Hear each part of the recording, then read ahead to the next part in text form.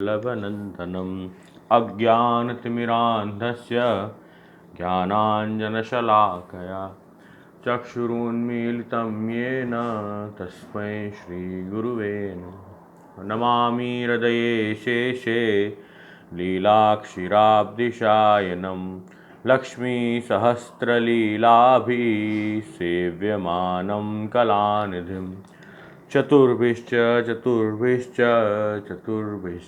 त्रिभिस्तथा षड्भिर्विराजते योऽसौ पञ्चधारदये मम चिदानन्दरूपाय विश्वोत्पत्त्यादिहेतवे तापत्रय विनाशाय श्रीकृष्णाय नमः। तो સર્વ સત્સંગ અનુરાગી વૈષ્ણવજન, ગઈકાલ જે છે આપણે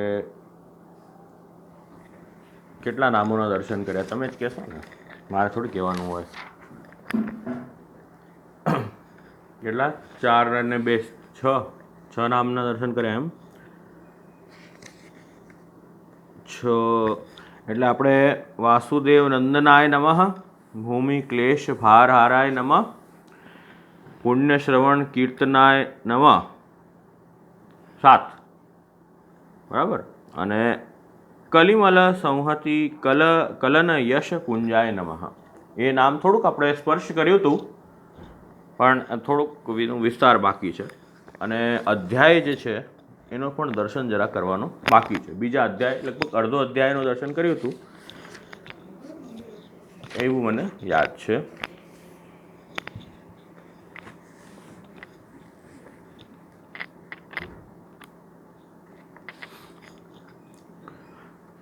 હવે દ્વિતીય અધ્યાય અંતર્ગત ભગવાનનું ગર્ભ પ્રવેશ અને દેવતાઓ દ્વારા ગર્ભમાં સ્તુતિ, એનું દર્શન આપણે દ્વિતીય અધ્યાયમાં કરી રહ્યા છીએ.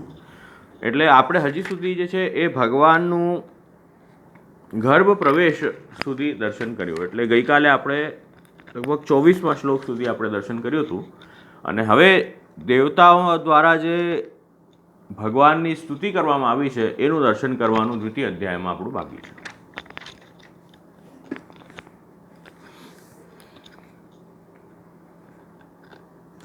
આમાં એ જ વર્ણન આવ્યું કે સવિભ્રમત પૌરુષમ ધામ ભ્રાજમાનો યથા રવિ, કે એ જે વસુદેવજી છે એમને શ્રી પ્રભુને જ્યારે ધારણ કર્યા તો એમનું તેજ અતિ તેજસ્વી સ્વરૂપ એ વસુદેવજીનું થઈ ગયું.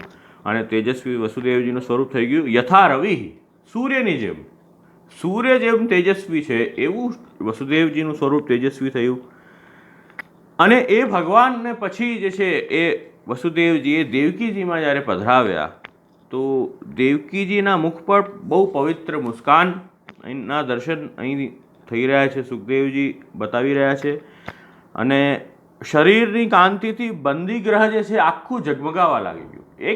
એક તેજ વગર લાઇટનું વગર ફોકસને એટલો સુંદર તેજ એ કારાગ્રહમાંથી પ્રગટ થવા લાગી ગયું કે જેમ સૂર્ય પ્રગટ ન થયો હોય અને પાછા કોટી સૂર્ય પ્રગટ થયો હોય એવું અહીં તેજ પ્રગટ થયું તો દેવકીજીમાં. અને આ જ્યારે જોયું તો કંસને લાગ્યું હવે તો મારા પ્રાણ જ પ્રગટ, પ્રાણ લેવાવાળા જે છે ને એ જ પ્રગટ થયા છે. એટલે એ કંસે વિચાર્યું. અને અહીંયા જે આપણે નામ જે જોયું હતું કે કંસે વિચાર્યું કે એને મનમાં જે દુર્ભાવનાઓ આવી હતી, કેવી દુર્ભાવના કે હું દેવકીજીને મારી દઉં કે એને કંઈ શ્રમ પહોંચાડવું, કે એ પ્રકારની જે દુર્ભાવનાના જે ભાવો હતા ને એ ભાવો દેવકીજીના દર્શન કરવા માત્રથી દૂર થઈ ગયા. એ ગઈકાલે આપણે જોયું હતું. તો એને બધા સદવિચાર આવવા લાગી ગયા. એને વિચાર આવવા લાગી ગયું કે અરે આ તો સ્ત્રી છે, મારી બહેન છે ને પાછી ગર્ભવતી છે ને આને મેં કાંઈ તકલીફ આપી તો મારું કેટલું અપયશ થશે, મારા જેવા પરાક્રમી બલવાન રાજાનું કેટલું અપયશ થશે, એવું બધું એ વિચાર કરવા લાગી ગયો. જેટલા પણ ક્રૂરતાવાળા વિચારો હતા એનાથી એ નિવૃત્ત એ કંસ થયો. એ કેમ થયો કે જેમના ભીતર ભગવાન છે, જેના અંદર ભગવાન બિરાજેલા છે, એવા વ્યક્તિના જ્યારે દર્શન જીવ કરે છે એવા વ્યક્તિ, એવા ભગવદીયના દર્શન જ્યારે એ જીવ કરે છે તો એને સદબુદ્ધિનો ઉદય થાય છે.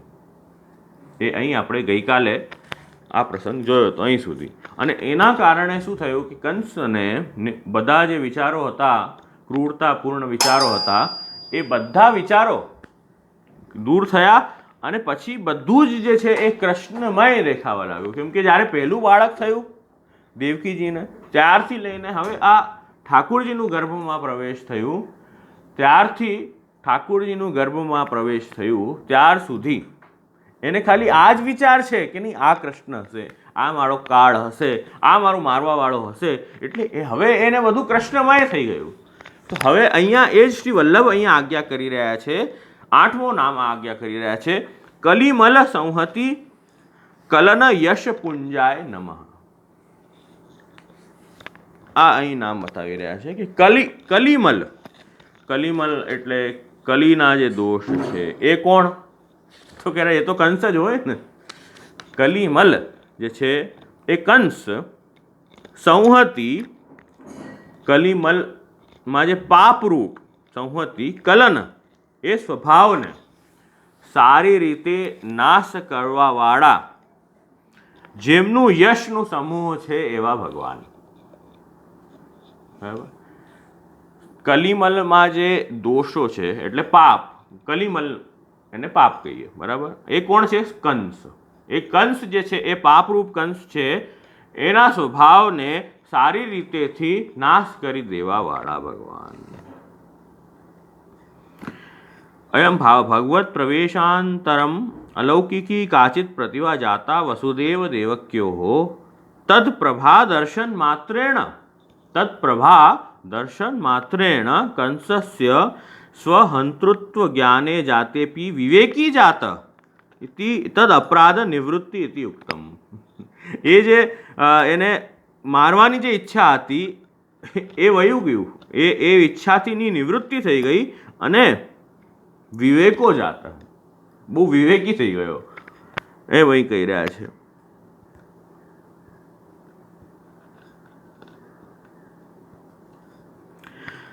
યહ પૂર્વમ મહાદુષ્ટ ભાવ સ પ્રગટ જ્ઞાનેપી તતો નિવૃત્ત ઇતિ ભગવદ અનુભાવ એવ જાત એવમ ઇતિ પદસંબંધ.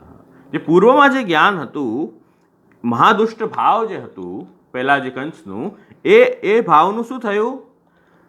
એ હવે જે ઠાકુરજીનું દર્શન થયું, પ્રગટ જ્ઞાનેપી તતો નિવૃત્ત, એમ અહીં ટીકામાં, સંસ્કૃત ટીકામાં ગોકુલોત્સવજી આજ્ઞા કરી રહ્યા છે કે એ પણ દૂર થઈ ગયું. કલિરૂપ પાપરૂપ કંસ તસ્ય મલઃ પાપરૂપો દુષ્ટો ભાવ તસ્ય સંહતિ સમ્યક હનનમ તત્ કલયતી કરોતી તાદૃશી યશપુંજો યશ. એ જ જે વાત કરી એ અહીં આજ્ઞા કરી રહ્યા છે કે એ પાપરૂપ જે કંસનો સ્વભાવ હતો એને દૂર કરવાવાળા એવા ભગવાન, જેમનું એવું યશ છે એવા ભગવાન.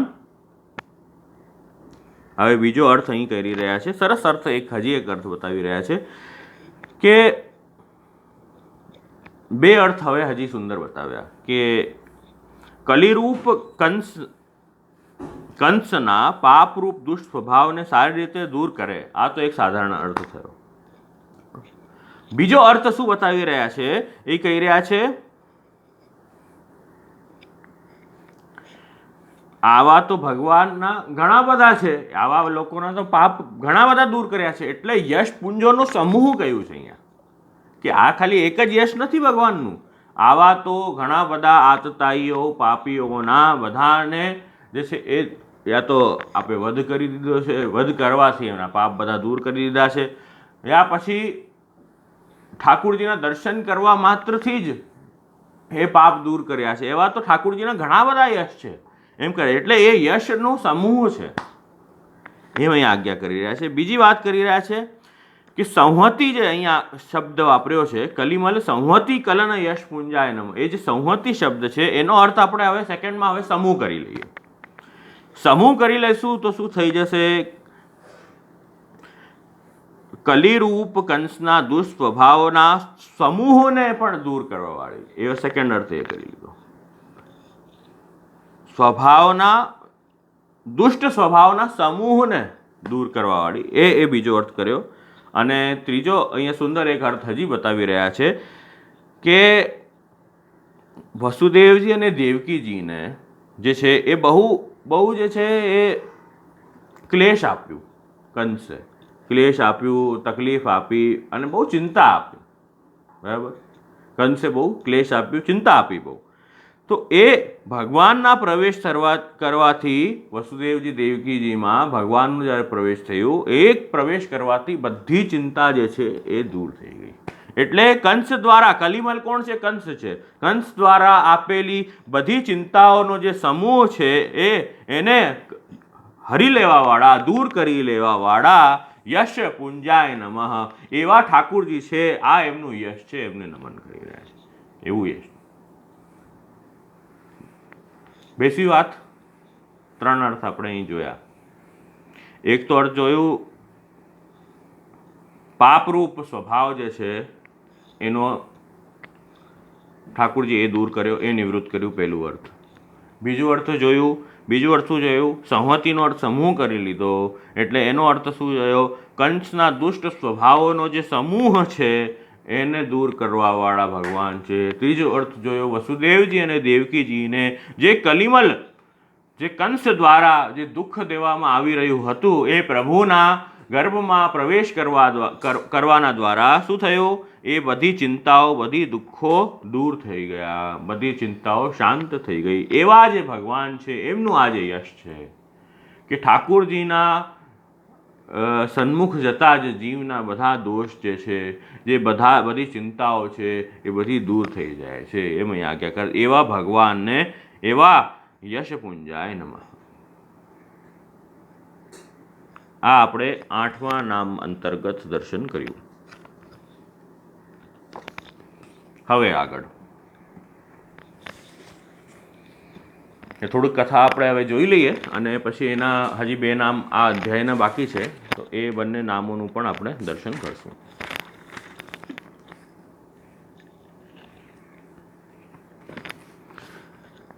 હવે એ કંસને સર્વત્ર જે છે એ ભગવત દર્શન થવા લાગ્યા, બધું કૃષ્ણમય દર્શન થવા લાગ્યું. હવે અહીં સુધી આ પ્રસંગ આવ્યો. આગળનો પ્રસંગ જે છે એ હવે ભગવાન શંકર, બ્રહ્માજી એ બધા બંદીગ્રહમાં આવ્યા, એ કેદખાનામાં બધા આવ્યા અને એમના સાથે એમના અનુચર ઘણા બધા દેવતાઓ જે છે, નારદજી ઇત્યાદિ ઋષિઓ, એ બધા એ કેદખાનામાં આવ્યા અને એ ઠાકુરજીનો તેજ જોઈને અતિ આનંદિત થયા. ઠાકુરજીનો જે કારાગારમાં જે તેજ વ્યાપ્ત થયો છે, જે સુંદર આભા બંને વસુદેવજી અને દેવકીજીની થઈ રહી છે, એ જોઈને અતિ આનંદિત થયા અને એ હાથ જોડી બધા પ્રભુને પ્રણામ કરી અને અહીં કહેવા લાગ્યા કે હે પ્રભુ, આપ તો સત્ય સંકલ્પ છો, કે આપે જેમ આજ્ઞા કરી હતી કે આપ જે છે એ ભૂમિ પર, પૃથ્વી પર અવતાર લઈને બધાનું જે ભૂભાર હરણ જે છે એ આપ કરશો. હે પ્રભુ, આપ તો સત્ય સંકલ્પ છો, એ તો નિશ્ચિત થાય, એમાં તો કોઈ કહેવાનું જ નહીં. આપ સૃષ્ટિના પૂર્વ પણ આપ જ બિરાજતા હતા, સૃષ્ટિ પ્રલય થશે, સંસારની સ્થિતિ રહેશે, ત્યારે પણ હે પ્રભુ આપ જ બિરાજો છો. તો આપ જ જે છે એ સર્વાત્મા છો હે પ્રભુ. પૃથ્વી, જલ, તેજ, વાયુ, આકાશ, આ બધા 5 દ્રશ્યમાન તત્વોના સત્યના કારણ આપ જ છો હે પ્રભુ, એમ કહીને એ સ્તુતિ કરવા લાગ્યા. બધા જે દેવતાઓ છે, બ્રહ્માજી, શિવજી, નારદજી ઇત્યાદિ બધા પ્રભુની સ્તુતિ કરવા લાગ્યા. આપ જ આ દ્રશ્યમાન જગતના પરમાર્થ સ્વરૂપ છો, આપ જ સત્ય સ્વરૂપ આપ જ છો, એમ કરીને અલગ અલગ રીતે બધા દેવતાઓ જે છે પોતાની મતિ પ્રમાણે એ સ્તુતિ કરવા લાગ્યા કે આપ જ જ્ઞાન સ્વરૂપ આત્મા છો, ચરાચર જગતના કલ્યાણ માટે અનેકો રૂપ ધારણ કરો છો, અનેકો અવતારો આપ સમય પર લઈને આ પૃથ્વીની રક્ષા કરો છો. એમ અહીં કહી રહ્યા છે પરમ પ્રકાશ સ્વરૂપ પરમાત્મા આપ તો આપના જે ભક્તજન છે, જે જગતના નિષ્કપટ પ્રેમી અને સચ્ચે હિતેશી જે છે, આપ બધા ભક્તોજનોના હિતેશી છો, આપ બધા ભક્તોનું સ્પેશિયલ ધ્યાન આપો છો, એમ અહીં કહી રહ્યા છે. અને એ કહી રહ્યા છે કે એ જે ભક્તજન છે ને આપના, એ એટલા સરસ છે કે એ પોતે તો આ ભયંકર સંસાર સાગરમાંથી તરી જાય છે, પણ પાછી એ છે ને બીજાઓ માટે, કલ્યાણ માટે આપના ચરણ કમલની નૌકા જે છે ને એ અહીંયા સ્થાપિત કરી જાય છે. આપના ભક્તજન કેવા છે એમ કહી રહ્યા છે કે આપના ભક્તજન એટલા સરસ છે કે પોતે ઉદ્ધાર તો કરી જ લે છે આપના ચરણ કમલ પકડીને, પણ જે ભવસાગર જે નાવથી એમણે પાર કરીને એ નાવ પણ છે ને કિનારા પર અમારા માટે મૂકી જાય છે. આપના એ ભક્તજન એવા છે એમ અહીંયા કહી રહ્યા છે. અને આપના ભક્તજન જે છે, અહીંયા દેવતાઓ કહી રહ્યા છે કે એવા નિર્ભય છે કે કેટલી ટફ મુસીબત આવે, કઠિન મુસીબત આવે તો એના માથા પર પગ મૂકીને આપના ભક્તજન આગળ વયા જાય છે, આગળ આરામથી ચાલ્યા જાય છે. અને એમના રક્ષક તો આપ જ છો, એમના આટલું સામર્થ્ય આપવાવાળા પણ આપ જ છો એમ કરીને અહીં વિનંતી કરી રહ્યા છે. અને આપનું જે શ્રીઅંગ છે વિશુદ્ધ સત્વમય શ્રીઅંગ છે, સચ્ચિદ આનંદમય પરમ દિવ્ય મંગલ વિગ્રહ છે આપનું. અને અહીં આજ્ઞા કરે છે કે આપના ભક્ત છે વેદ, કર્મકાંડ, અષ્ટાંગ યોગ, તપસ્યા અને સમાધિ દ્વારા આપની આરાધના કરે છે. અને બિના કોઈ આશ્રય વે આપની આરાધના કેવી રીતે કરશે? આપ પ્રગટ જ નહીં થાવ તો આપની આરાધના કેવી રીતે કરશે? એટલે હે પ્રભુ, આપ આનંદથી પ્રગટ થાઓ અને બધા ભક્તોને આપ આનંદ આપવા માટે પ્રગટ થાઓ એમ કહે. જે પુરુષ જે છે, આવી મોટી લાંબી સ્તુતિ છે, તમે વાંચી જ હશે, તમારે હોમવર્કમાં જ હતું આ તો. એટલે બીજો અધ્યાય જે છે એ તમારે વાંચવાનો જ હતો, અને ત્રીજો અધ્યાય પણ તમે આજે વાંચીને જ આવ્યા હશો. એટલે આપણે એ શરૂ કરશું. એની કથા પણ તમને એટલે હું તો ખાલી રિવિઝન કરાવું છું, બધી નાની નાની વસ્તુ નથી બતાવવાનું, એ કથામાં તમારે વાંચવાની છે. તો આ અહીંયા ઘણા બધા શ્લોકો અંતર્ગત લગભગ 40 શ્લોકની સ્તુતિ અહીંયા છે. તો એ અંતર્ગત બધા દેવતાઓએ ગર્ભમાં ઠાકોરજી બિરાજે છે એમની સ્તુતિ કરી. અને અહીં કહી રહ્યા છે શૃણવન ગૃણન સંસ્મરયંચ ચિંતયન નમામિ રૂપાણી ચ મંગલાની તે, કે જે પુરુષ આપના મંગલમય નામ રૂપોનું શ્રવણ कीर्तन स्मरण करे छे, ध्यान करे छे और आपके चरण कमलों की सेवा में ही अपना चित्त लगाए हैं, उसे फिर जन्म मृत्यु के संसार चक्र में नहीं पड़ना पड़ता है. અહીં એ આજ્ઞા કરે છે કે આપના જે નામોનું ચિંતન કરે, ગુણગાન કરે છે, રૂપોનું શ્રવણ કીર્તન સ્મરણ ધ્યાન કરી રહ્યા છે, તો એને આ સંસાર પછી કાંઈ નહીં કરે. એ પ્રભુના ગુણગાનનું આટલું મહાત્મ્ય છે કે જ્ઞાન હૃદયમાં પ્રગટ થઈ જશે, પછી આ બધી મમતાત્મક સંસાર તો છૂટી જ જશે, તો એને જન્મ મરણ પાછું થશે જ નહીં એમ અહીં આજ્ઞા કરી રહ્યા છે. હે પ્રભુ, આપ તો અજન્મા છો, તોય આપ અમારા માટે કૃપા કરીને જન્મ લઈ રહ્યા છો. બીજો કોઈ તર્ક નથી અહીંયા. આપના જન્મ થવાનો અહીંયા બીજો કોઈ તર્ક નથી. અમારા પર કૃપા કરવા માટે આપ જન્મ લઈ રહ્યા છો, અને આ બધી આપની લીલા છે. આપ તો બસ કેવલ આનંદ કરી રહ્યા છો. હર્ષાત ક્રિયમાણા ચેષ્ટા અનાયાસેન હર્ષાત ક્રિયમાણ ચેષ્ટા એથી લીલા. આનંદથી અનાયાસ વગર કોઈ પ્રયોજનને કરવામાં આવતી ચેષ્ટા જે છે, ક્રિયા જે છે, એને લીલા કહેવાય. એટલે આપે તો અમારી કૃપા માટે ઘણા બધા અવતારો લીધા છે.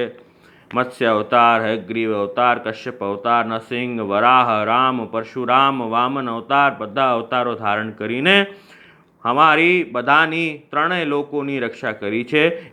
એવી જ રીતે આપ આ વાર પણ પૃથ્વીનું ભાર હરણ કરવા માટે પ્રગટ થયા છો. આપ એ જ કાર્ય કરો પ્રભુ. અમારા બધાની જે ચિંતા છે એનું અંત કરો, ભૂમિનો ભાર હરણ કરો પ્રભુ. આ બહુ મોટી અને સૌભાગ્યની વાત છે. અને દેવકીજીને કહેવા લાગ્યા પછી એ લોકો કે આ તો તમારા માટે પણ બહુ સૌભાગ્યની વાત છે દેવકીજી, કે આપના જે કોખમાં એ પ્રભુ બિરાજી રહ્યા છે, અને બધા આખા દુનિયાનું કલ્યાણ કરવા માટે જે પ્રગટ થયા છે એ ભગવાન તો, અને પાછા પુરુષોત્તમ પ્રગટ થયા છે. પોતા સર્વજ્ઞ એ પુરુષોત્તમ પોતાના બધા વ્યૂહ સાથે એવા ઠાકોરજી પ્રગટ થયા છે. અબ આપ જરા પણ કંસથી ડરતા નહીં.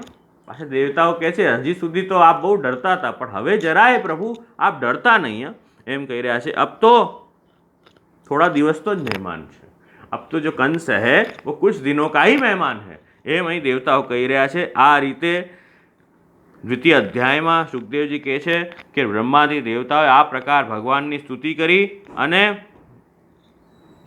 જે ભગવાનની સ્તુતિ કરીને આ જે સ્વરૂપ છે જે અહીં ગર્ભમાં બિરાજે છે એ જ બધું બન્યું છે, એમ અહીં વિનંતી કરી. અને આ જ રૂપ છે અને નિશ્ચિત રૂપ છે હવે બધાનું ઉદ્ધાર થશે જ. અને આમ કહીને પોતાને કૃતાર્થ માનીને બધા દેવતાઓ ફરી પાછું ઠાકોરજીને ગર્ભમાં દંડવત પ્રણામ કરીને અને પાછા પોતપોતાને લોક આવ્યા. તો આ વાત આપણે દ્વિતીય અધ્યાય અંતર્ગત જોઈ છે. હવે દ્વિતીય અધ્યાયમાં હજી 2 નામ બાકી રહ્યા છે, એ આપણે દર્શન કરી લઈએ.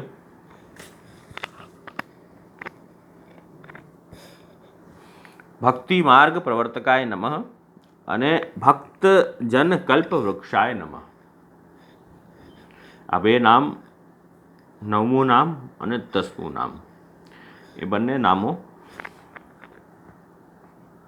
આ અધ્યાયના છે. હવે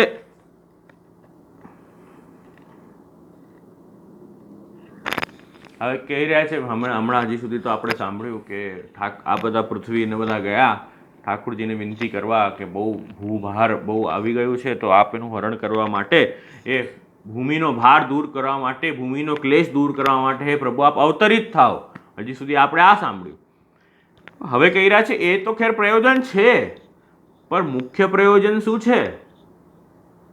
તો અહીં કહી રહ્યા છે અતઃ પરમ અવતારસ્ય મુખ્ય પ્રયોજન જ્ઞાપકમ નામમાહુ. મુખ્ય પ્રયોજન જે છે ઠાકોરજીનું પરમ અવતારનું પ્રાગટ્ય થવાનું, એ નામ હવે આગળ અહીં કહી રહ્યા છે. એ શું છે? ભક્તિ માર્ગ પ્રવર્તકાય નમઃ. એ અહીં નામ છે. ભક્તિ માર્ગ ઇતિ અત્ર મથુરાસ્તાહ પૂર્વકર્મ નિષ્ઠા તત્પ્રવર્તકાસ્તેષામપી ભગવદીયત્વ નિરોધાર્થમ તદિચ્છયા નિમિત્તભૂત કંસ દ્વારા તમ નિવાર્ય કમ સારયતિ ઇતિ અનેન તેષામ ફલદાનાર્થમ ભક્તિ માર્ગે પ્રવર્ત્ય સર્વાગોચરે પ્રાદુર્ભૂય શુદ્ધ સત્વાત્મક ભૂતયો આનંદ દત્વા ભક્તિ માર્ગ પ્રકટ. હવે અહીં એમ આજ્ઞા કરી રહ્યા છે કે ભક્તિ માર્ગ કેવી રીતે ઠાકોરજીએ પ્રગટ કર્યો, ભક્તિ માર્ગનું પ્રાગટ્ય કેવી રીતે કરાવ્યું. તો કહી રહ્યા છે કે મથરાસ્તાહા પૂર્વ કર્મનિષ્ઠાસ્તા તત્પ્રવર્તકાસ્તેષામ. પહેલાં જે મથરામાં જે બધા નિવાસ કરવાવાળા જે લોકો છે એ બધા કેવા છે? તો કે સભી जो है कर्मों में व्यग्र रहने वाले हैं. બધાની કર્મનિષ્ઠા અતિ છે.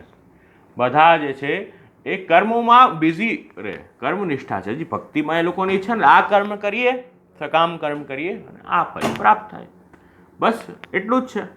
આ કર્મ કરીએ ને આ ફલ પ્રાપ્ત થાય, તો આટલું જ છે. કેવલ જ્ઞાન છે, જ્ઞાન પ્રાપ્ત કરવું, સમાધિ લેવી, એ પ્રકારનું જ હજી નિષ્ઠા છે બધાને. તો એ ઠાકુરજીએ છે ને નિષ્ઠા બંધ કરાવી કે હવે આનાથી ઉદ્ધાર નહીં થાય. હવે તો બધાને ભક્તિ કરવાની છે, પ્રભુમાં મન અટકાવવાનું છે, નિરોધ સિદ્ધ ઠાકોરજી બધાનું કરવાનું છે.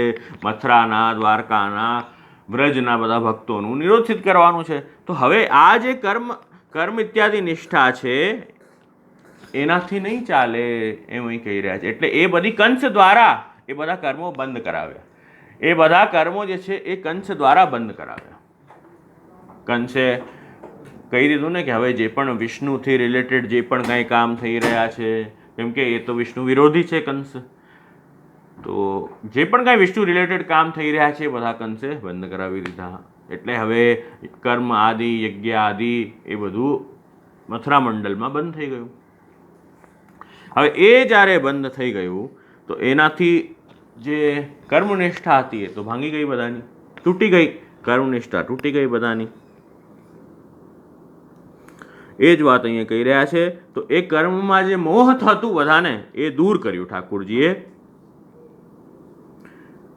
અને હવે ઠાકુરજી શુદ્ધ સત્વાત્મક વસુદેવ દેવકીજીને આનંદનું દાન કરીને ભક્તિ માર્ગ પ્રગટ હવે કરશે એમ અહીંયા આજ્ઞા કરી રહ્યા છે. એટલે બધા મથુરાના ભક્તોનું પણ જ્યારે ઉદ્ધાર ઠાકુરજી કરશે તો ત્યારે એ કર્મનિષ્ઠા છોડાવી દીધી, અને પછી ઠાકુરજીનું મહાત્મ્ય ઠાકુરજી બતાવશે, અને જેનાથી મહાત્મ્ય જ્ઞાન દ્રઢ થશે, અને પછી ઠાકુરજીમાં પ્રેમ થશે. એવી રીતે જ અહીંયા વસુદેવ દેવકીજીને પણ એ બધી પ્રકારની નિષ્ઠા જે છે એ દૂર કરાવી, એ અહીં, અને પછી ભક્તિ માર્ગ જે છે એનું પ્રવર્તન કર્યું એમ અહીં વિનંતી કરી રહ્યા છે.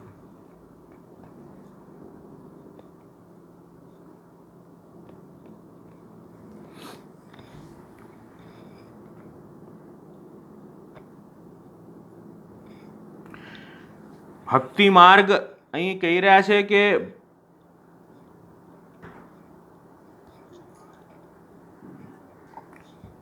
પ્રેમમાં નિમગ્ન થઈ જવું અને ભક્તિ માર્ગનો ઉદય એ ક્યારે થઈ શકે કે સૌથી પહેલાં તમારી જે પ્રાયોરિટી છે એ જ્યાર સુધી ભગવાન નથી બન્યા ત્યાર સુધી એ પ્રાયોરિટી અગર ભગવાન નથી બન્યા તો ભક્તિ માર્ગનું પ્રવર્તન કેવી રીતે થશે?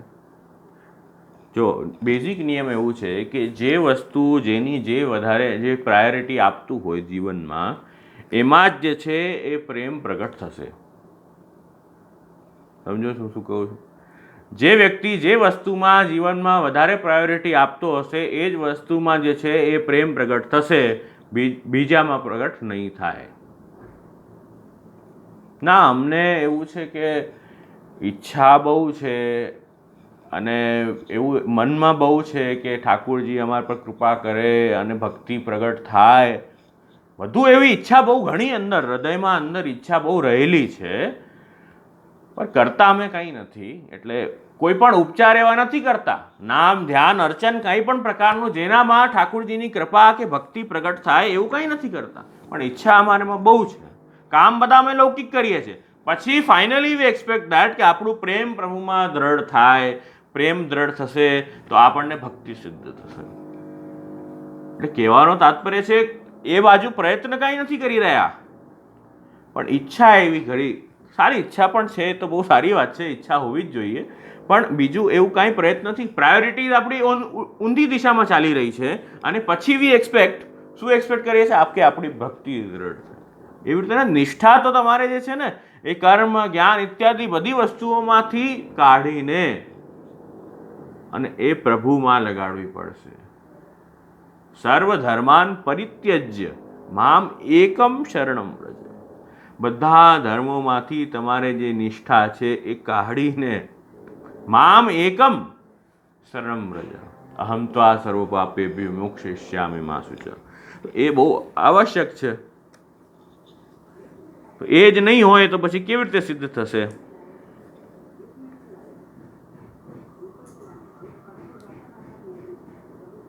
એવી રીતે ઠાકુરજીએ વસુદેવજી દેવકીજીના અંદર પ્રવેશ કર્યો અને એમને નિરોધિત કરાવ્યો. મન વચન કાયાથી પ્રભુમાં લીન બન્યા અને ભક્તિ માર્ગ પ્રવૃત્તિ એમનામાં થઈ. ઠાકુરજીનું પ્રાગટ્ય જ્યાં થાય ત્યાં પછી ભક્તિ પ્રવૃત્ત થાય એમ અહીં કહી રહ્યા છે. એ આ ભક્તિ માર્ગ પ્રવર્તકાય નમઃ. ભક્તિ માર્ગનું પ્રવર્તન કરવાનું મૂળ જે કાર્ય છે, ઠાકુરજી કેમ પ્રગટ થયા? નિસ્સાધન ફલાત્માયમ પ્રાદુર્ભૂતોસ્તિ ગોકુલે. કે જે નિસ્સાધન ફલાત્મા છે, એ જે ઠાકુરજી નિસ્સાધન જીવો નિસ્સાધન ભક્તો જે કાંઈ કરી શકવા સમર્થ નથી એવા બધા જીવો માટે એ પ્રભુ જે છે પ્રગટ થયા અને એમને ભક્તિ સિદ્ધ કરાવી, નિરોધ સિદ્ધ કરાવ્યું. એ અહીં ભક્તિ માર્ગ પ્રવર્તકાય નમઃ એ અહીં નામ છે. આ તો 9મું નામ થયું. 10મું નામ અહીં કહી રહ્યા છે. નનુ ભક્તિ પ્રવૃત્તાવપી સર્વેષાં ફલમ કીદૃશ ભવિષ્યતિ એકરૂપમ એવ બહુરૂપમ અગ્રિમમ નામમ આવું. હવે એમ અહીં કહી રહ્યા છે કે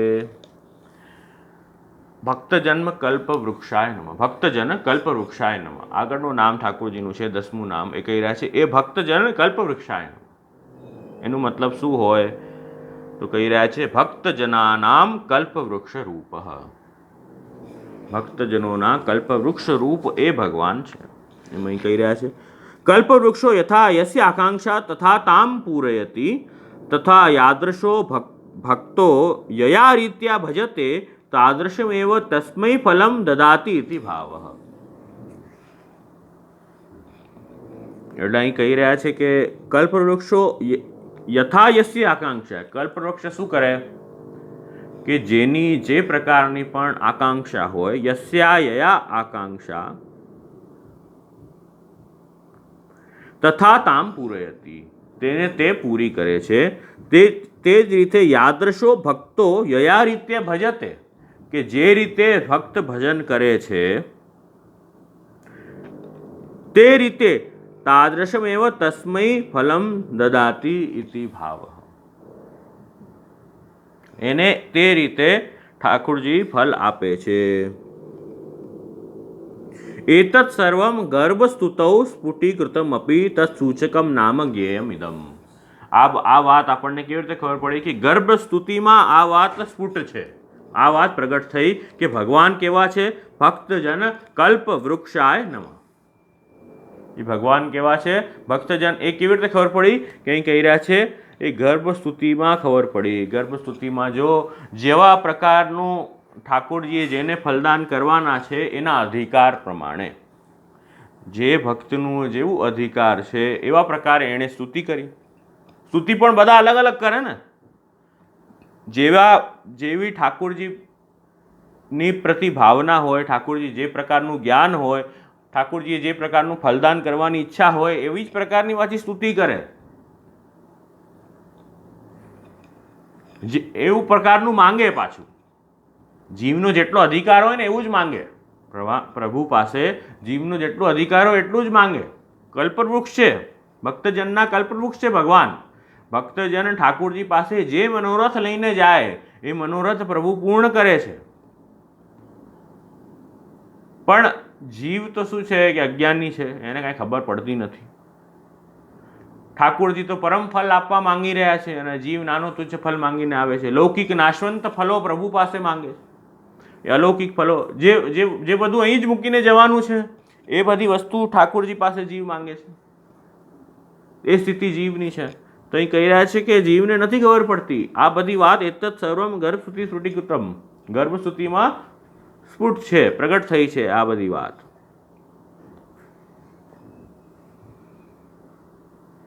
તો આ ભક્તજન કલ્પ વૃક્ષાય નમઃ. તો જીવે તો હંમેશા એ જ માંગવું. यह मांगू गोपीजन वल्लभ मानुष जन्म और हरि सेवा ब्रज बसवो दीजे मोहि सुलभ. તો હંમેશા ઠાકોરજી પાસે આપણે જઈએ તો પ્રભુની પ્રસન્નતા. જીવ શું માંગી શકે? જીવ આપી શું શકે? પહેલી વાત તો જીવ કંઈ આપી શકે નહીં. કિમાસનમ તે ગરુડાસનાય. તો જીવ કાંઈ ઠાકોરજીને આપી શકે એમ છે નહીં. તો ખાલી દીનતાપૂર્વક નમન કરી શકે, બીજું કાંઈ જ ના કરી શકે. અને રહી વાત માંગવાની, તો ઠાકોરજીને તો આપણે પહેલાં સ્ટાર્ટિંગમાં જ જોયું એ ઠાકોરજીને તો બધું ખબર જ છે. આ બધા પૃથ્વી ગાયનું રૂપ ધારણ કરીને અને બ્રહ્માજી ને બધા સાથે મળીને ગયા, ત્યાં ઠાકોરજીથી વિનંતી પ્રાર્થના કરી, સ્તુતિ કરી, પુરુષોક્ત દ્વારા સ્તુતિ કરી ભગવાનની. ઠાકોરજીએ આકાશવાણીમાં શું કીધું? મને બધું ખબર છે, તમારે કાંઈ મને કહેવાની જરૂર નથી. એ જ મહાપ્રભુજી આજ્ઞા કરે છે, પ્રાર્થિત એવા તથા કિમથી આ સ્વામી અભિપ્રાય સંશયાત. પ્રાર્થના વારે વારે કરવાથી શું થવાનું છે? વસ્તુ તો એ જ રહેવાની છે. ઠાકોરજીને જે વસ્તુ ઈચ્છા હશે એ કરશે, નહીં કરવી હોય નહીં કરે. કેટલું એ પ્રયત્ન કરી લો. બુલા મિશ્રની વાર્તા જુઓ, આપણે ત્યાં આવે છે. બુલા મિશ્રની વાર્તામાં શું આવે કે ઠાકોરજીએ મૂલા મિશ્ર જે છે ને એ સાવ એમને જ્ઞાન ન હોય જરાય, અને એકદમ કહીએ નાનપણથી એમ કે ડોબો કહીએ ને આપણે, એ સ્થિતિ નાનપણથી. કેટલું ભણે, ગુરુજીએ ભણાવે, કાંઈ સમજ ન પડે, અક્કલ જ ના આવે જરાય. અને કોઈ એવી સ્થિતિ કે બધાએ એમના પ્રતિ મહેનત કરી બહુ, કે આને કાંઈક જ્ઞાન આવે, કાંઈક તો સમજે, કાંઈક તો શીખે, પર કાંઈક ફાયદો ન થયો. ગુરુજી પાસે ગયા, બધે ગયા. હવે છેલ્લે છે ને એ બહુ દુઃખી થઈ ગયા. આ બુલા મિશ્ર છેલ્લે બહુ દુઃખી થઈ ગયા કે હવે તો છે એવું કરું હું કે ગુરુજી એમ કીધું હવે તો સરસ્વતી દેવી જે છે ને એ જ કાંઈ કરશે, એમની જ તું જે છે ઉપાસના કર, એ પ્રસન્ન થશે તો તને વિદ્યા આવી શકે. અમે તો ભાઈ ફૂલ ટ્રાય કરી લીધી, અમારથી નથી થવાનું એમ કહીને ગુરુજીએ ઘણા બધા ગુરુજી બધાએ હાથ જોડી દીધા કે ભાઈ અમને રહેવા દે, અમારથી નહીં થાય, તું સરસ્વતી દેવી પાસે જા. તો એમને સરસ્વતીની ઉપાસના કરી, બહુ પ્રયત્ન કર્યો, સરસ્વતી દેવીએ દર્શન જ ના આપ્યા. હવે વિચાર કર્યું કે કાંઈ નથી થઈ રહ્યું, હવે જે છે સરસ્વતી દેવી પર જ પ્રાણ આપી દઉં. સરસ્વતી દેવી નથી આવતા, ક્યારને અમે ઉપાસના કરીએ છીએ, તો સરસ્વતી દેવી પર મારા પ્રાણ આપી દઉં. એટલે પછી સરસ્વતી દેવી પર એ પ્રાણ આપવા ગયા, એ પોતાનું જીવ લેવા ગયા, એટલામાં સરસ્વતી દેવી પ્રગટ થયા. સરસ્વતી દેવીએ પ્રગટ થઈને કીધું, અરે ભાઈ શું કરે છે? તો કે મને તો જ્ઞાન જોઈએ છે, વિદ્યા જોઈએ છે, આપ આપો. તો સરસ્વતી દેવીએ શું કીધું કે મારા હાથમાં નથી. એટલે કે હે એવું કેમ કહો છો? તો સરસ્વતી દેવીએ એમ કીધું મારા હાથમાં વિદ્યા આપવાનું નથી. તો ભૂલા મિશ્રાએ કીધું કે અરે આપ એવું કેમ કહી રહ્યા છો? તો કે ભાઈ એવું છે, તારા ભાગ્યમાં પરમેશ્વરે વિદ્યા લખી જ નથી. વિદ્યા તારા ભાગ્યમાં હોય તો હું આપું, પણ વિદ્યા જ તારા ભાગ્યમાં નથી તો હું કંઈ નહીં કરી શકું. એવું કર, તું ભગવાનની ઉપાસના કર, ભગવાને જે ભાગ્ય લખે છે ને એના પાસે જઈને એની ઉપાસના કર, મારા હાથમાં નથી. તો ત્યારે એમને રિયલાઇઝ થયું કે અરે આ પણ બંધાયેલા છે. તો ત્યારે પછી જઈને એમણે ભગવાનની ઉપાસના કરી અને પછી આખી કથા જે છે પછી એ ઠાકોરજીના દર્શન થયા. પછી મહાપ્રભુજીના ઠાકોરજી આજ્ઞા કરી કે મહાપ્રભુજીના સેવક થાવ. મહાપ્રભુજીએ પછી મહાપ્રભુની કૃપાથી ખૂબ જ જ્ઞાની અને પંડિત થયા આગળ. એ બધી વાર્તા પ્રસંગમાં વર્ણન છે. પણ મૂળ કહેવાનો તાત્પર્ય અહીંયા એ છે કે જે આ બધા દેવી દેવતાઓ પણ છે ને એ બધાના પણ હાથ બંધાયેલા છે, તો એમને પણ પ્રાર્થના કરવાથી કશો લાભ થવાનો નથી, એમ અહીં કહી રહ્યા છે. તો એ સ્થિતિ છે. તો પ્રાર્થના કરવાથી તો કાંઈ, તો જીવને કાંઈ ખબર નથી પડતી એ શું માંગે છે. તો જીવે હંમેશા અલૌકિકતા પ્રાપ્ત કરવાની ઈચ્છા કરવી, અલૌકિકતા જ માંગવી. એ અહીં ભક્ત જન્મ કલ્પ વૃક્ષાય નમઃ, ભક્ત મનોરથ પૂરકાય નમઃ એ ઠાકોરજી છે. તો બધા જીવના સગળા અલૌકિક મનોરથો જે છે એ પ્રભુ પૂરા કરે છે. એ આપણે દ્વિતીય અધ્યાયના આ બધા નામો એટલે 10 નામ સુધી આપણે હજી દર્શન કર્યું છે. ભક્તજનાનામ કલ્પવૃક્ષ એનું આપણે દર્શન કર્યું. ભક્તજન કલ્પવૃક્ષાય નમઃ. આ 2 અધ્યાયની કથા અને 2 અધ્યાયના નામ થયા. 3જો અધ્યાયનું આપણે હવે દર્શન કરવાનું છે. કાંઈ કોઈને કંઈક પૂછવું કરવું છે? કાંઈ લગભગ તો હોતું નથી કાંઈ પૂછવાનું છે કંઈ. તો તૃતીય અધ્યાયનું હવે આપણે પ્રવેશ કરીએ. તૃતીય અધ્યાયમાં ભગવાન શ્રી કૃષ્ણનું પ્રાગટ્ય, એ તૃતીય અધ્યાયમાં જેનું વર્ણન છે. શ્રી સુખદેવજી કહી રહ્યા છે કે હવે જ્યારે ઠાકોરજીએ દેવકીજીના ગર્ભમાં પ્રવેશ કર્યું ત્યારે એ શોભા, એ કાંતિ અલગ જ હતી.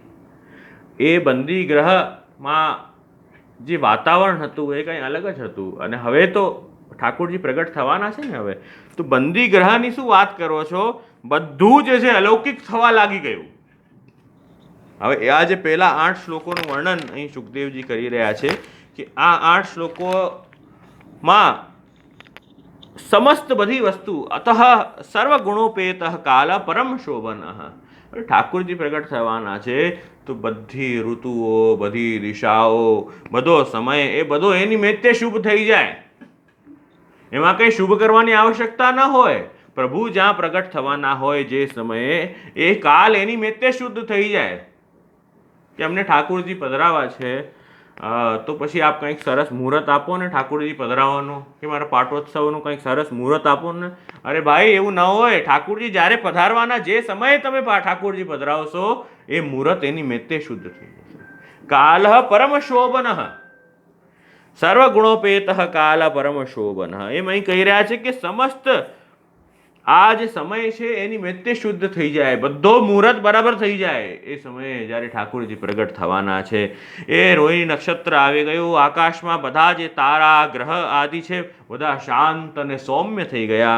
આ પ્રથમ શ્લોકમાં વર્ણન કર્યું. દ્વિતીય શ્લોકમાં વર્ણન કર્યું દિશાએ બધી જે છે એ સ્વચ્છ અને પ્રસન્ન થઈ ગઈ. બધી દિશાઓ સ્વચ્છ અને પ્રસન્ન થઈ ગઈ. આકાશ માં નિર્મલ આકાશમાં બધા તારા ઝગમગાવા લાગી ગયા અને બધા રાહ જોઈ રહ્યા છે કે હવે ઠાકુરજીનું પ્રાગટ્ય. આનંદિત થઈ રહી છે બધી ઋતુઓ, બધી દિશાઓ આનંદિત થઈ રહી છે. મોટા મોટા નગર, નાના નાના ગામો બધા જે છે એમાં એક નેચરલ આનંદ પ્રગટ થવા લાગી ગયો. જો આપણું એવું છે કે નેચરલ આનંદ કેવી રીતે પ્રગટ થાય? આપણું કોઈ ક્લોઝ હોય, બરાબર, અને કે આપણા ત્યાં આપણા પરિવારમાં જ કંઈક શુભ સમાચાર આવવાના હોય તો પરિવારમાં એની મેતે જ કેવી રીતે એક આનંદ પ્રગટ થવા લાગી જતો હોય. પણ આ તો એ આનંદ પુંજની વાત થઈ રહી છે કે બધાનું જે આનંદનો જે સ્ત્રોત છે એની વાત થઈ રહી છે.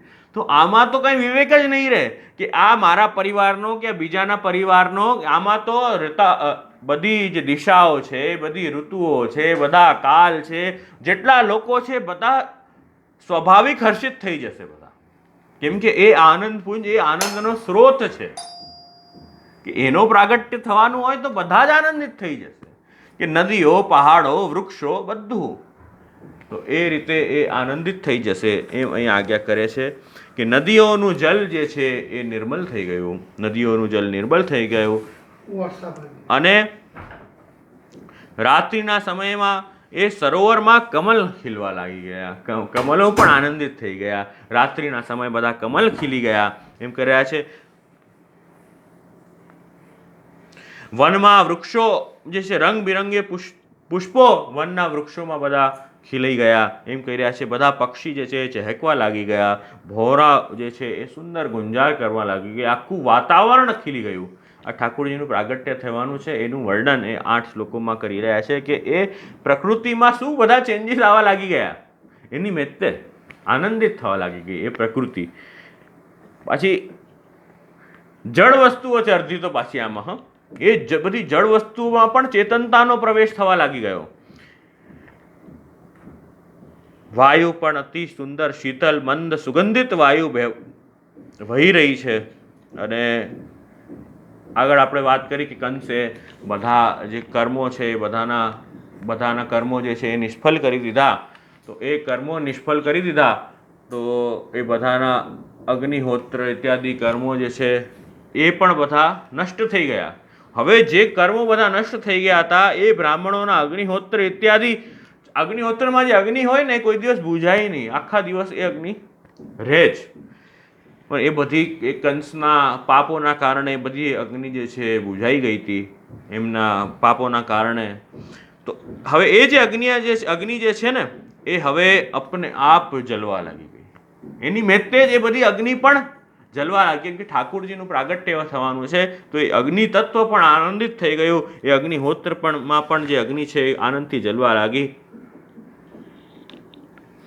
સંત પુરુષો તો પહેલાથી જ આમ જ ચાહતા હતા કે આ જે અસુરો છે એની વધોતરી ન થાય, હજી વધે નહીં, એ બધા બઢોતરી નહીં હો ઉનકી, એમ જ એ ચાહતા હતા. પણ એના કારણે એવું થતું નહીં. પણ હવે જે ઠાકોરજીનું પ્રાગટ્ય થયું ને તો એના કારણે સહસા હર્ષ, ઉલ્લાસ અને પ્રસન્નતા બધા ભક્તોમાં પ્રવેશ કરી ગઈ ઠાકોરજીનું પ્રાગટ્ય જોઈને.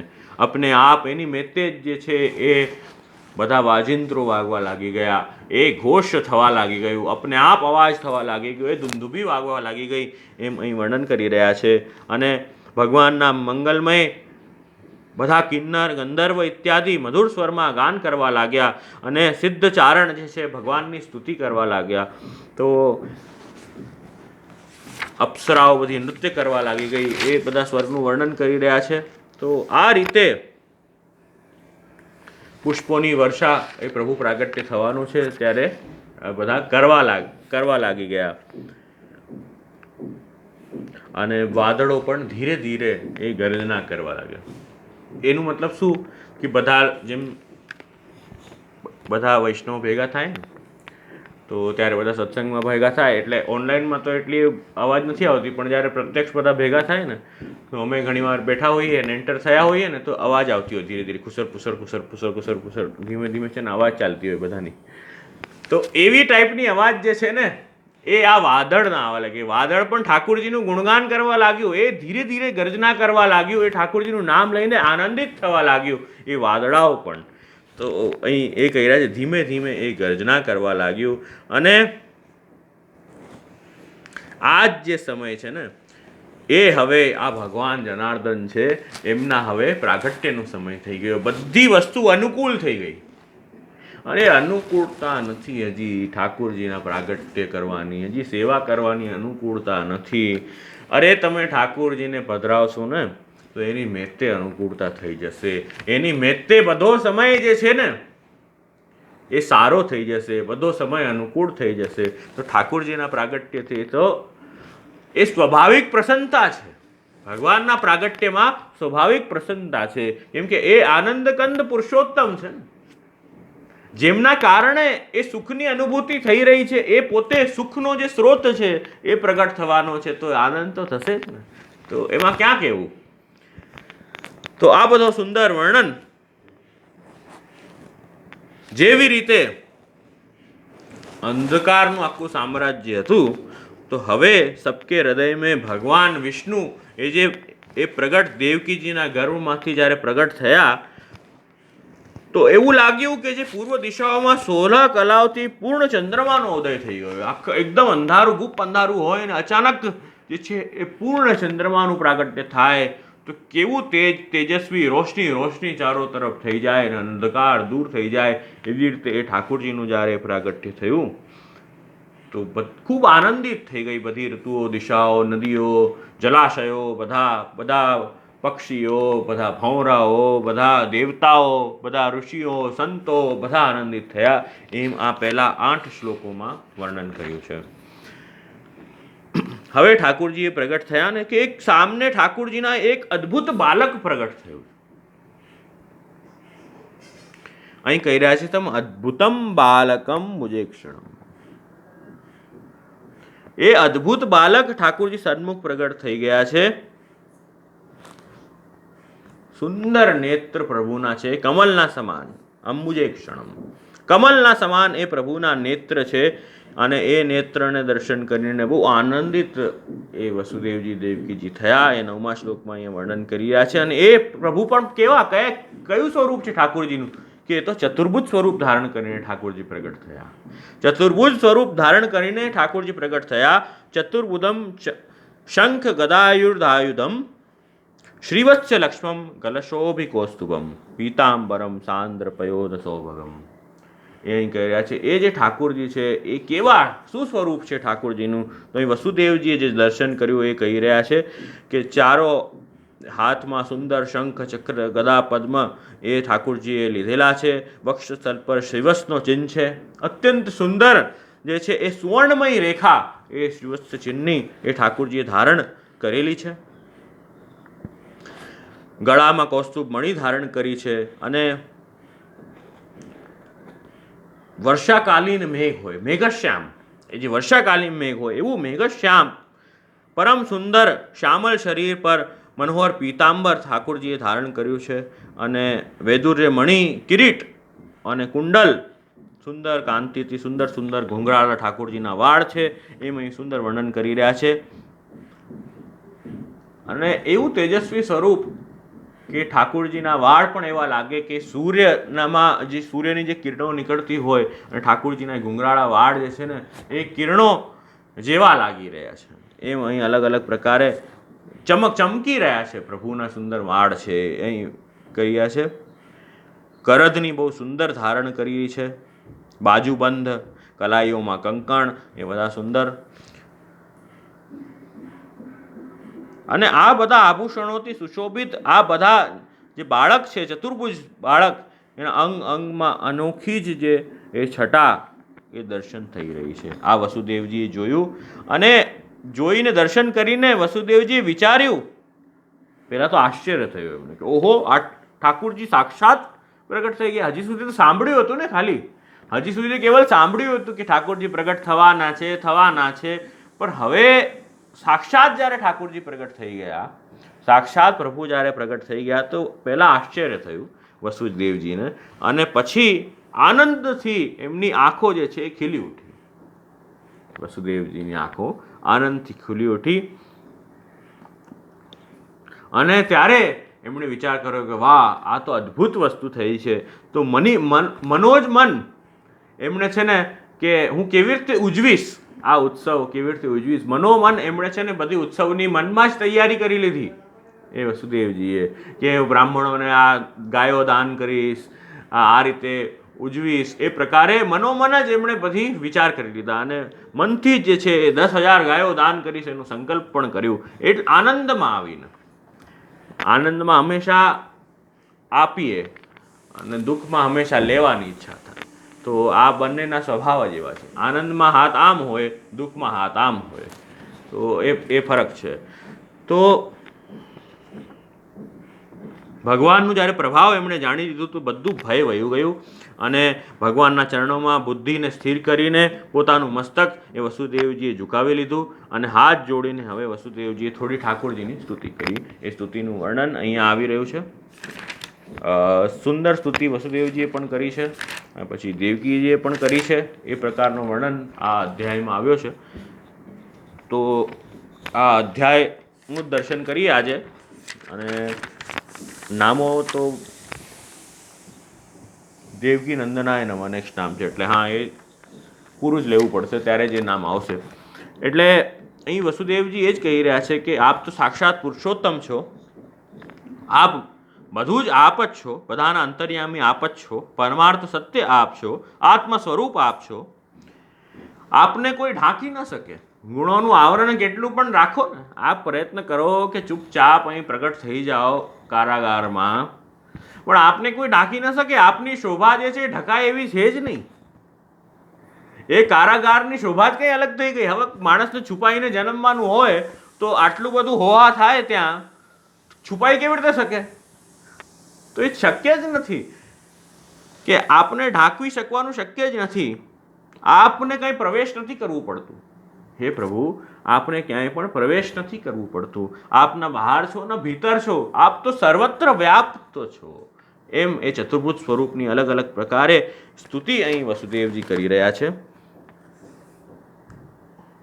આપ બધા ક્રિયાઓથી, વિકારોથી, ગુણોથી આપ રહિત છો. આપ સર્વશક્તિમાન છો, બધાના સ્વામી છો. સંસારની રક્ષા કરવા માટે જ આપ મારા ત્યાં પ્રગટ થયા છો.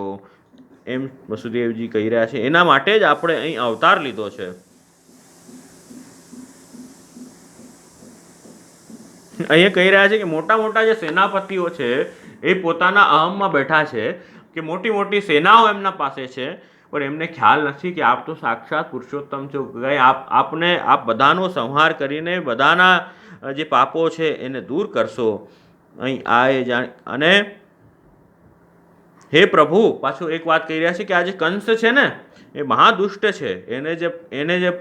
એને ખબર પડશે કે આપનું પ્રાગટ્ય થયું છે, કે અમારે ઘર થવાનું છે. આ વાત એને ખબર છે કે આપનું પ્રાગટ્ય અમારે ત્યાં થવાનું છે, પણ જેમ એને ખબર પડશે કે આપ પ્રગટ થયા છો તો તરત જ બધા દૂતો સાથે એ કંસ આવી જશે અને તરત જ હાથમાં શસ્ત્ર લઈને દોડતો આવશે કે હે પ્રભુ, એને તો આપના જે આગળ જે 6 ભાઈઓ થયા એને પણ આ કંસે મારી દીધું છે. તો હે પ્રભુ, આપ જે છે એ અમારી બધાની રક્ષા કરશો. એમ કરીને દેવકીજીએ કીધું. અને દેવકીજીએ પણ જ્યારે દર્શન કર્યા તો દેવકીજીએ શું કીધું કે મારા પુત્રમાં જે છે એ ભગવાનના જે જે લક્ષણ બતાવ્યા હતા એ બધા લક્ષણ દેખાઈ રહ્યા છે. એ બધા લક્ષણના દર્શન થઈ રહ્યા છે. પહેલાં તો કંસથી ડર લાગ્યું અને પછી ઠાકુરજીના ફરી દર્શન કરી લીધા. તો એ ઠાकुरजीના દર્શન કરવાથી મુસ્કુરાતે હુએ દેવકીજી સ્તુતિ કરને લગી. એ ઠાकुरજીના ફરી દર્શન કરીને કહેવા લાગી, વેદોમાં જેનું વર્ણન કર્યું છે એવા હે પ્રભુ, બ્રહ્મ જ્યોતિ સ્વરૂપ સમસ્ત ગુણોથી રહિત વિકારહીન હે પ્રભુ, આપમાં કોઈ વિકાર નથી.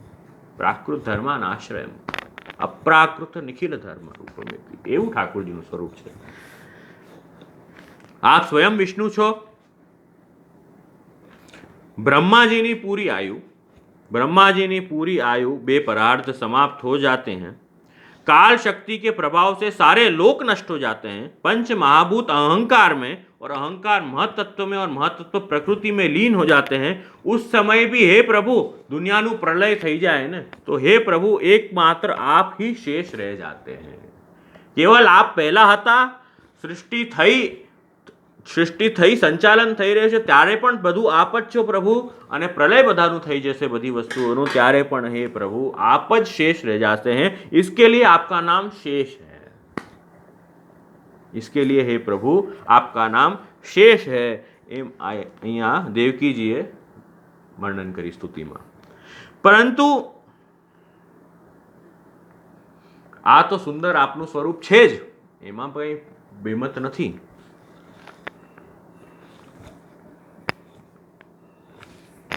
आज बड़े भाग्य से आपके चरणारविंद की शरण मिल गई। एम देवकी जी कही રહ્યા છે કે બહુ ભાગ્ય છે અમારા કે આપના ચરણ કમલની શરણ અમને પ્રાપ્ત થઈ છે। હવે આનંદથી આજે છે ને સ્વસ્થતાપૂર્ણ હવે આગળ જે બધા જે દિવસો જશે એ નિર્ભય થઈને જશે અમારા દિવસો, અને સુખની ઊંઘ હવે આવી શકશે। નિશ્ચિંતતા અમને પ્રાપ્ત હવે થશે જ્યારે આપનું હે પ્રભુ પ્રાગટ્ય થયું છે।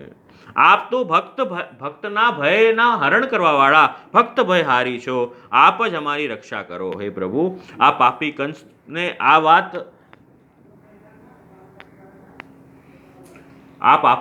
આ વાત માલુમ ખબર છે કે આપનો પ્રાગટ્ય મારા ગર્ભથી થવાનો છે, એટલે મારું હવે ધૈર્ય તૂટી રહ્યું છે, અને ધૈર્ય તૂટી રહ્યું છે, અને હું કંસથી બહુ ડરી રહી છું। અને હે પ્રભુ આપનું રૂપ અલૌકિક છે। આપ શંખ ચક્ર ગદા આદિ જે આપણે ધારણ કર્યું છે શોભાયુક્ત છે। એ ચતુર્ભુજ સ્વરૂપ જે આપનું છે આ छिपाવી લો। અત્યારે હવે કંસ આવી જશે।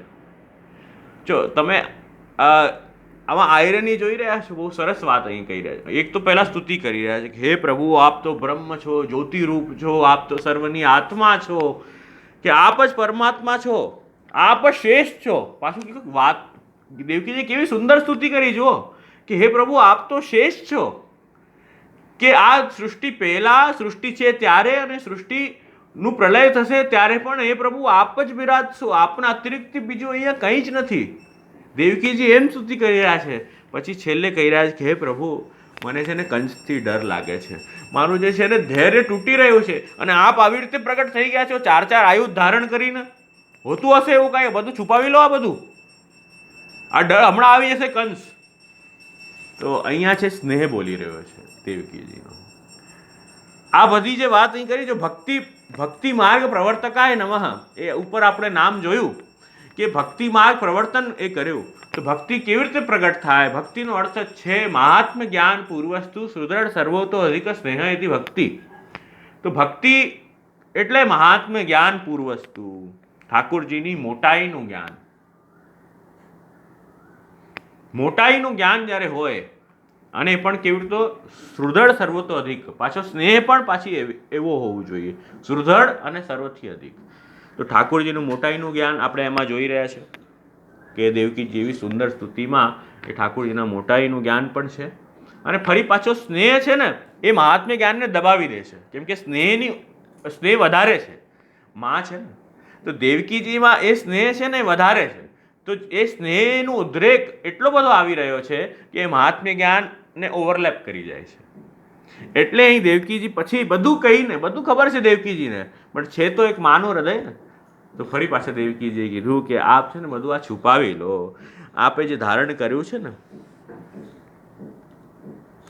જન્મતે મય્યસો પાપો મામ વિદ્યાન મધુસૂદનો સમુદ્વિજે ભદ્વેતો કંસાદ અહમ ધીરધી। કંસાદ અહમ ધીરધી, કે કંસનો ડર લાગી રહ્યો છે એમ અહીં કહી રહ્યા છે। ઉપસંહારમ વિશ્વાત્માનંદો રૂપમ અલૌકિકમ, ઉપસંહાર કરી લો, આનું હવે છે ને છુપાવી લો, પૂરું કરી લો। આ જે આપણું જે ધારણ કર્યું છે શંખ ચક્ર ગદા પદ્મશ્રીયા જુષ્ટમ ચતુર્ભુજમ, આ જે ચતુર્ભુજ રૂપ આપે ધારણ કર્યું છે પ્રભુ, એને આપ હવે છુપાવી લો, એમ દેવકીજીએ કહ્યું। વહી પરમ પુરુષ પરમાત્મા આપ મેરે ગર્ભવાસી હુએ, મારા ગર્ભથી આ પ્રગટ થયા। ये आपकी અદ્ભુત મનુષ્ય લીલા જ તો છે, આ આપની મનુષ્ય લીલા જ છે, એમ દેવકીજીએ અલગ અલગ રીતે ઠાકોરજીની આ રીતે સ્તુતિ કરી. પાછું ભય થઈ રહ્યો છે અને ફરી પાછું કહી રહી છે આપ તો એ જ પરમાત્મા છો. તો આ દેવકીજીમાં બંને વસ્તુ આપણને દેખાય છે. મહાત્મ્ય જ્ઞાન પણ ખૂબ દેખાઈ રહ્યો છે, ઠાકોરજીના સ્વરૂપનું જ્ઞાન પણ ખૂબ છે, કેમ કે ચતુર્ભુજ સ્વરૂપ પ્રગટ થયું છે, અને એ જ સ્નેહનો ઉદ્રેક પણ એટલો જ છે. તો એ જ ભક્તિ ત્યારે જ પ્રગટ થશે જ્યારે ઠાકોરજીની મોટાઈને જાણીને પ્રભુમાં પ્રેમ કરશું, ત્યારે જ એ ભક્તિ પ્રગટ થશે. હવે ભગવાને આવી સુંદર સ્તુતિ સાંભળી. સુંદર સ્તુતિ સાંભળીને ભગવાને આજ્ઞા કરી. ભગવાને કીધું કે સ્વયંભૂ મન્વંતરમાં તમારું જ્યારે પહેલું જન્મ થયું હતું ત્યારે એ સમયે તમારું નામ પૃશ્નિ અને આ વાસુદેવ એ સુતપા, આ બંને પ્રજાપતિ હતા. બંનેના હૃદય બહુ શુદ્ધ હતા, બહુ ભગવત પ્રેમી જીવો હતા તમે બંને, અને ભગવત પ્રેમી હતા એટલે બ્રહ્માજીએ પણ તમને અલગ અલગ કાર્ય સોંપ્યા હતા. પ્રજાપતિ હતા એટલે એ કાર્ય સોંપ્યા હતા. તો તમે બંને ઉત્કૃષ્ટ તપસ્યા કરી. આ પૃશ્નિ અને સુતપા તમે બંને જે છે એ બહુ સુંદર તપસ્યા કરી, અને ઉત્કૃષ્ટ તપસ્યા કરવાના કારણે તમે બંને વર્ષા વાયુ કોઈ શીત ઉષ્ણ જે પણ છે એની ચિંતા ન કરી. બસ કેવલ તપસ્યા કરી અને કાલના બધા વિભિન્ન ગુણોને સહન કર્યા. બધા કાલના ગુણોને સહન કર્યા અને મનને ઠાકોરજીમાં જે છે એ લીન કરીને બધા જે દોષો હતા એ બધા ધોઈ દીધા. એમ પ્રભુએ આજ્ઞા કરી કે તમારો જે પૂર્વમાં જે જન્મ હતો એ આ પ્રકારનો જન્મ હતો, તમારા ત્યાં જ મારો પ્રાગટ્ય કેમ થઈ રહ્યો છે. એમ અલગ અલગ 2-3 કારણો પણ આપ્યા. તમે પાંદડાઓ ખાઈને તમારું નિર્વાહ કર્યું, તમે હવા ખાઈને કેવલ હવા લઈને પણ નિર્વાહ તમારું કર્યું, અને કોઈક વાર પાંદડા ખાધા, કોઈક વાર હવા ખાધી. એ પ્રકારે તમે બહુ જ તપથી આવું દુષ્કર અને ઘોર તપ કર્યું, કઠિન તપ તમે લોકોએ કર્યું. અને એમ કરતાં કરતાં દેવતાઓના 12,000 વર્ષ સુધી તમે તપ કર્યું. અને પછી તમે લોકોએ બહુ જોરદાર વાત માંગી. એમ ઠાકોરજી કહી રહ્યા છે કે એવી સુંદર વાત માંગી મારા પાસે, હું પ્રગટ થયો, પ્રસન્ન થયો, અને મેં કીધું કે તમને શું ઈચ્છા છે માંગો. તો તમે એમ કીધું કે મારા જેવો પુત્ર જોઈએ છે. ભગવાને કીધું તમે એમ માંગ્યું કે મારા જેવો પુત્ર લાવો. તો ભગવાન જેવો પુત્ર હવે ક્યાંથી લાવો એ પ્રશ્ન થયો. તો ભગવાને પ્રસન્ન થયા પ્રભુ, અને ભગવાને શું કીધું કે આખી દુનિયામાં બધે જગ્યાએ ગોતવા જાઓ, મારા જેવો તો કોઈ મળશે નહીં. તો ભગવાન જેવી ઉદારતાવાળો, ભગવાન જેવા ગુણોવાળો, ભગવાન જેવા સ્વભાવવાળો બીજો કોઈ છે જ નહીં. એટલે જ છે તમે બંનેનો હું પુત્ર થઈને પુરુષની ગર્ભથી વિખ્યાત થયો, હું પ્રગટ થયો. પછી બીજા જન્મમાં જે છે એ અદિતિ અને કશ્યપજીના ત્યાં એ ઉપેન્દ્ર રીતે વામન અવતાર મેં ધારણ કર્યું. અને હવે આજે ત્રીજો જે અવતાર છે, मैं उसी रूप से फिर पुत्र रूप से प्रकट हुआ और मेरी वाणी सदा सत्य होती है. હવે આ કૃષ્ણ રૂપે એ ઠાકોરજી ત્રીજા જન્મ પ્રકટ થયા. હવે કોઈકને અહીંયા પ્રશ્ન થાય કે માંગ્યું તો એકવાર હતું, એક જન્મ માટે, કે આપના જેવો મને પુત્ર થાય, તો ઠાકોરજી 3 વાર કેમ પ્રગટ થયા? એકવાર પૃષ્ણની ગર્ભ રૂપે જન્મ લીધું, એકવાર વામનજી રૂપે જન્મ લીધું, એકવાર હવે પાછું કૃષ્ણ રૂપે જન્મ આપ શ્રી લઈ રહ્યા છે. તો માંગ્યું તો એકવાર હતું ને, તો 3 વાર કેમ જન્મ લીધું? બોનસ મળ્યું ને. આ તો માંગને વાલા એક બાર માંગ રહ્યા હે, આ તો 3 વાર જે છે, 3 જન્મમાં ઠાકોરજી જે છે એ પુત્ર રૂપે પ્રગટ થઈ રહ્યા છે. તો આ તો બહુ આનંદની વાત છે.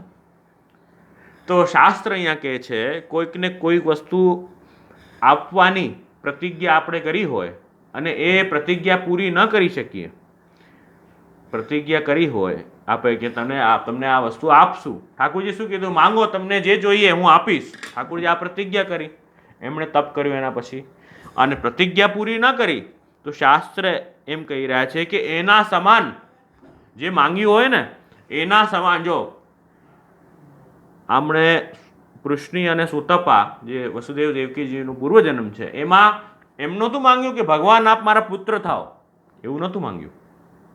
શું માંગ? આપના જેવો જોઈએ છે એમ માંગ્યું હતું. તો ભગવાન જેવું તો કોઈ છે નહીં. તો હવે ન્યાય એમ કહી રહ્યું, શાસ્ત્ર એમ કહી રહ્યું છે કે કોઈ વસ્તુ દેવાની પ્રતિજ્ઞા કોઈને કરી હોય અને એ પૂરી આપણે ન કરી શકીએ તો શાસ્ત્ર એમ કહે છે કે એ વસ્તુના સમાન જે બીજી વસ્તુ છે એ 3 ગણી આપવી જોઈએ, એમ શાસ્ત્ર કહે છે. તો ભગવાન તો સત્ય સંકલ્પ છે, તો ભગવાન જેવું તો બીજું કોઈ છે જ નહીં. એટલે ઠાકોરજી છે એવી લીલા કરવી હતી. પછી ઠાકોરજી લીલા કરવી હતી, અલગ અલગ જન્મ આમને નિમિત્ત કરીને, અને 3 વાર ઠાકોરજી આમના ગર્ભથી પ્રગટ થયા. તો 3 વાર પ્રગટ થયા એમ ઠાકોરજી અહીંયા દેવકીજીને આજ્ઞા કરી કે 3 વાર હું તમારે ત્યાં પ્રગટ થયો, એમ વિનંતી અહીંયા કરી. બસ થોડુંક જ છે, 2 મિનિટનું આ અધ્યાય આપણે પૂર્ણ થઈ જશે. તો હવે સુખદેવજી કહી રહ્યા છે, તરત જ ઠાકોરજીએ આવું કહીને,